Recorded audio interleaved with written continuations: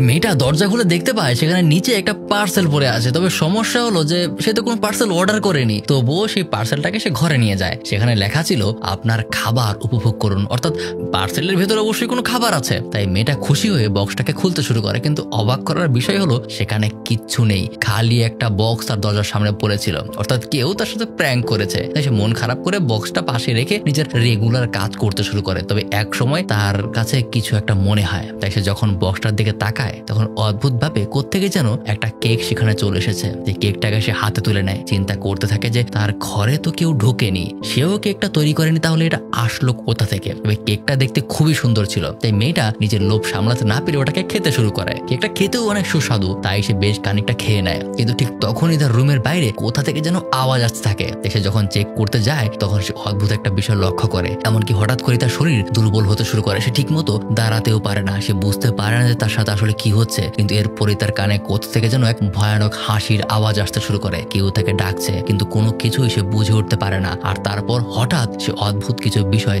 Hallucinate করতে থাকে।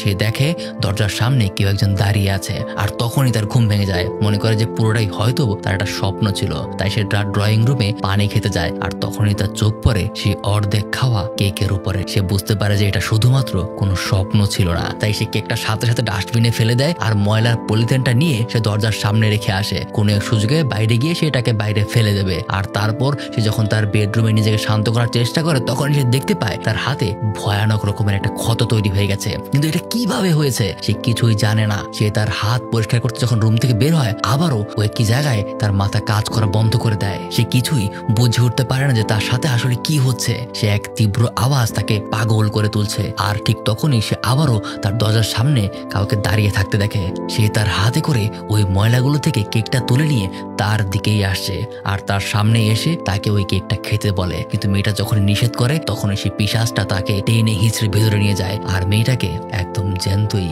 খেয়ে ফেলে। তাই বলবো, কোনো অজানা বস্তু দেখলেই সেটাকে ঘরে আনতে যাবেন না। এমন মন মানসিকতা থেকে দূরে থাকুন। হয়তো আজকের গল্পের মতো না হলেও এমন কিছু হতে পারে যা আপনার ক্ষতি করবে। সাবধান থাকুন। এতক্ষণ আপনাদের সাথে ছিলাম আমি মারুফ। পরবর্তীতে আবারও নিয়ে আসবো এমন কোনো ভয়ানক গল্প।